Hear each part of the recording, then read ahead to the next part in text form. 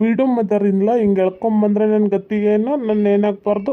ಅಯ್ಯೋ ಮನೆ ಮಾಡ ಕುಡ್ದು ದಾಳ ಆಗೋದಲ್ಲೋ, ಎದಕ್ಕೋ ಈ ಥರ ಕುಡ್ಕೊಂಡ್ ಬರ್ತೀಯಾ? ನಾಚಿಕೆ ಮನೆ ಬರೋದು ಇಲ್ಲೇನೋ ನಿನ್ಗ?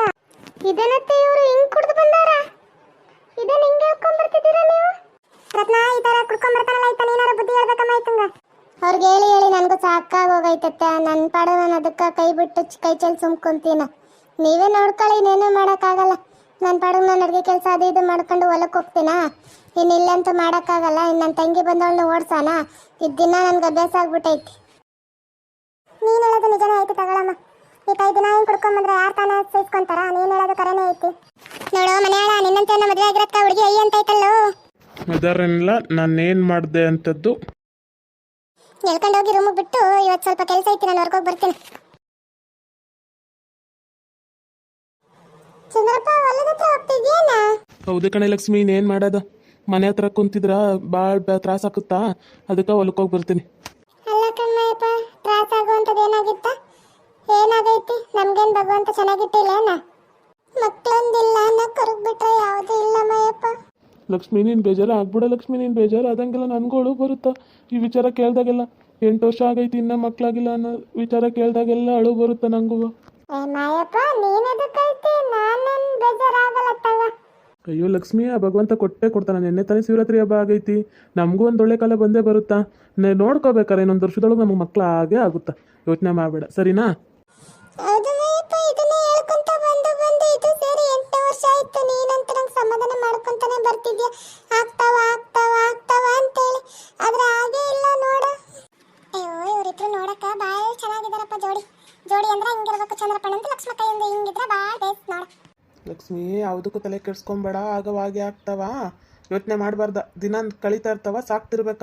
ಮಕ್ಕಳಿಲ್ದಿರೋರು ಎಷ್ಟೋ ಜನ ಇಲ್ಲೇನಾ, ಬೇಕಾದ್ರೆ ಅನಾಥಾಶ್ರಮದಿಂದ ತಂದು ಸಾಕೋಣ, ತಲೆ ಕೆಡಿಸ್ಕೊಂಬೇಡ. ಇನ್ನೂ 1-2 ವರ್ಷ ಕಾಯೋಣ, ಸುಮ್ಮನಿರ, ಕೊರಬೇಡ. ಪಾಪ ಇವರೊಬ್ರಿಗೂ ಮಕ್ಕಳಾಗಿಲ್ಲ ಅನ್ನೋದೇ ಕೊರಗು.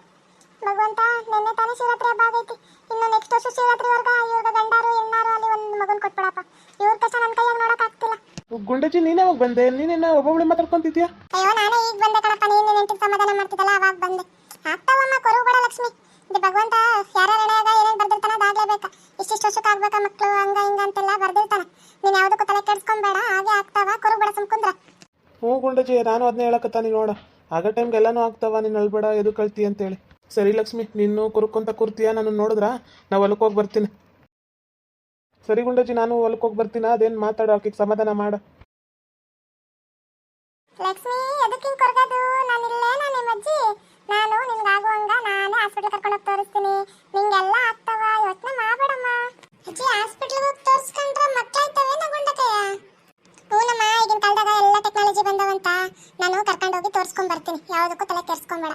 ಉಮೇಶನ್ ಗಂಡ ಎಂಟಿ ಇಲ್ಲ ರಮ್ಯಾ, ಆಕೆ ಹೇಳ್ತಿದ್ಲ ಹಿಂಗಿದ ಹೊತ್ತಿಗೆ ಅತ್ತೆ ಈ ಥರ ಹಿಂಗೆ ಮಾಡ್ತಾರ ಬಿಡ್ತಾರ, ಇನ್ನೂ ಏನೇನೋ ಮಾಡ್ತಾರಂತ.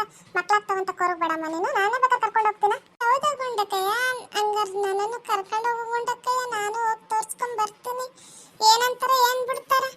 ನಂಗೆ 9 ವರ್ಷ ಆಗೈತಿ, ಆಗಿಲ್ಲ ಅನ್ನೋದ ಕೊರಗೈತಿ. ನಾನು ಬರ್ತೀನಿ, ಕರ್ಕೊಂಡು ಹೋಗಿ ಬರೋಣ ಒಂದಿನ. ಸರಿ ಬಾ ಕುಂದ್ರ, ಎದಕ್ಕೆ ತಲೆ ಕೆಡ್ಸ್ಕೊಂತೀಯ? ಬಾ ನಿಂಗೊಂದು ಕತೆ ಹೇಳ್ತೀನಿ. ಐ ಗುಂಡಕಯ್ಯ, ನೀನು ನನ್ನ ಕತೆ ಹೇಳ್ತಿ, ಬಾ ಕುಂದ್ರ, ಇಲ್ಲೇ ಕುತ್ಕೊಳ್ಳೋಣ ಬಾ. ಒಂದು ಊರಾಗ ಒಬ್ಬ ರಾಜ್ಕುಮಾರ ಇದ್ನಂತ ಕಣ್ ಲಕ್ಷ್ಮಿ, ಟೇಕ್ ನಿನ್ ಗಂಡಿದ್ದಂಗ.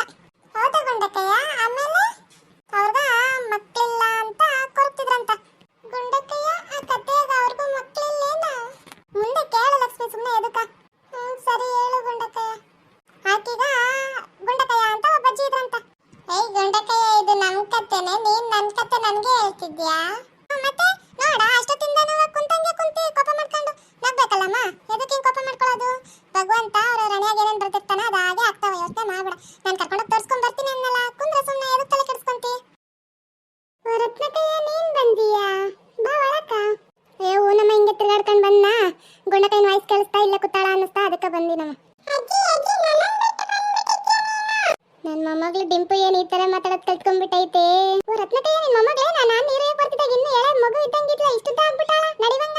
ಅದು ಅಲ್ಲದೆ ಮಾತಾಡ್ತಾಳ.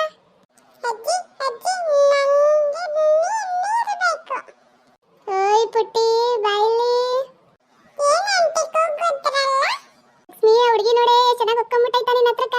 ಡಿಂಪು ಪುಟ್ಟ, ಲಕ್ಷ್ಮಿ ಅಮ್ಮನ ಹತ್ರ ಹೋಗಿದ್ಯೇನ? ಹೌದು ಗುಂಡಕಯ್ಯ, ರತ್ನಕ್ಕ ಆವಾಗ ಕರ್ಕೊಂಡ್ ಬರ್ತಿರುತ್ತ. ಅವ್ರ ಅಮ್ಮ ನೋಡಿದ್ರ ಕಿತ್ಕೊಂಡ್ ಎತ್ಕೊಂಡು ಹೋಗ್ಬಿಡ್ತಾಳ, ಇಲ್ಲ ಅಂದ್ರೆ ಬಂದು ಆಡ್ತಾಳ ನನ್ನ ಜೊತೆಗ. ಹೂನಮ್ಮ, ನಾವೇನೋ ಅರ್ಥ ಮಾಡ್ಕೊಂತೀವಿ, ಆದ್ರೆ ನನ್ನ ಸೊಸೆ ಸುಮ್ಮನೆ ಬಿಡಲ್ಲ, ಮಗಿನ ಕಿತ್ಕೊಂಡು ಹೋಗ್ಬಿಡ್ತಾಳ. ಬಿಡೆ ರತ್ನಮ್ಮ, ಆದ್ರೆ ನೀನಾರು ಕರ್ಕೊಂಬಂದು ಕೊಡ್ತೀಯಲ್ಲ, ಆಕಿಗೆ ಅದೊಂದು ಸಮಾಧಾನ, ಊರು ಹುಡುಗರಾದ್ರೆ ಎತ್ಕೊಂಡು ಸಮಾಧಾನವಾಗಿರ್ತಾಳ.